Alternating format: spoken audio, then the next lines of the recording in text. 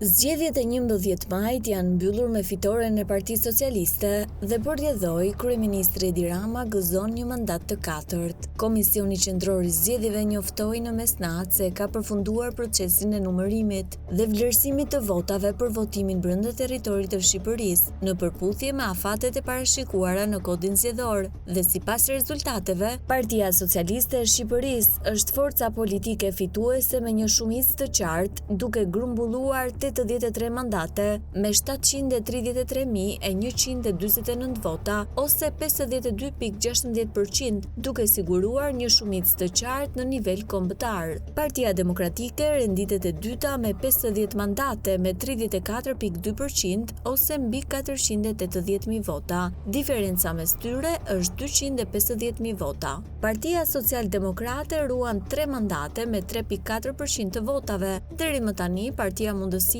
ka marrë 45.803 vota ose 3.1%, ndërsa Lëvizja Bashk 22.331 vota ose 1.5%. Numërimi për votat nga diaspora vijon ende dhe rezultati i tyre mund të ndikojë në shifra. Deri më tani janë numëruar 79.409 zarfe nga 194.889. Partia Socialiste kryeson me 42.492 vota, ndjekur nga Partia Demokratike me 22.481. Gjithashtu ka filluar numërimi për kandidatët që do të jenë pjesë e parlamentit të ri.